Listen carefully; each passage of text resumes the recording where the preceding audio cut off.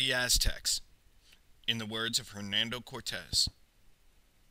In order, most potent sire, to convey to your majesty a just conception of the great extent of this noble city, and the many rare and wonderful objects it contains, of the government and dominions of Montezuma the sovereign, of the religious rites and customs that prevail, and the order that exists in this as well as the other cities appertaining to his realm, it would require the labor of many accomplished writers.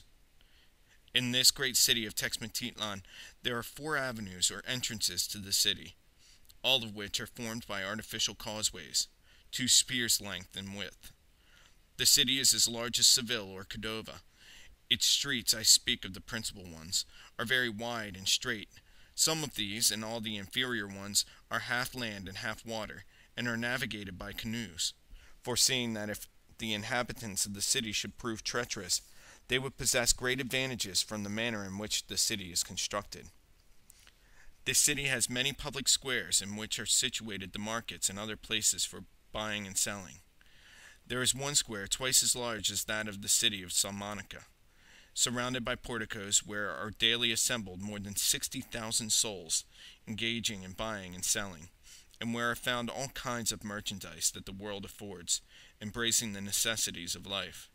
As for the articles of food, as well as jewels of gold and silver, lead, brass, copper, tin, precious stones, bones, shells, snails, and feathers.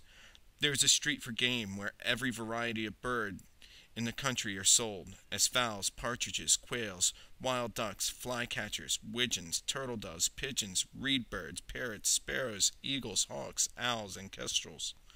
They sell likewise the skins of some birds of prey, with their feathers, head, beak, and claws. This great city contains a large number of temples or houses for their idols, very handsome edifices, which are situated in the different districts. With such ceremony they led us into the city, and gave us very good quarters, where all those in my company were most comfortable. There they brought us food, though not sufficient.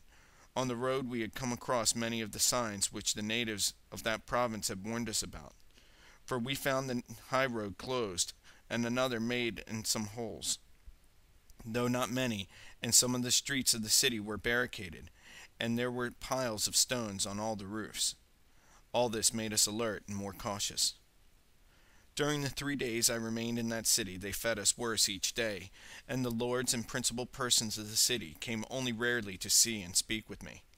And being somewhat disturbed by this, my interpreter, who is an Indian woman, was told by another Indian woman, and a native of this city, that they were very close by many of Montezuma's men were gathered, that the people of the city had sent their women and children and all their belongings, and were all about to fall on us and kill us all.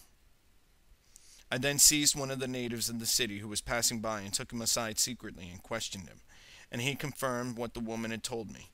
Because of this and because of the signs I had observed, I decided to forestall an attack, and I sent for some chiefs of the city, saying that I wished to speak with them. I put them in a room, and meanwhile warned our men to be prepared. And so it was done, that after I had put the chiefs in the room, I left them bound up, and rode away, and had the warning fired.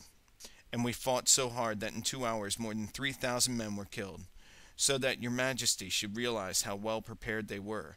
Even before I left my quarters, they had occupied all the streets. As we took them by surprise, they were easy to disperse, especially because I had imprisoned their leaders. I ordered some towers and fortified houses from which they were attacking us to be set on fire. So I proceeded through the city, fighting for 5 hours or more.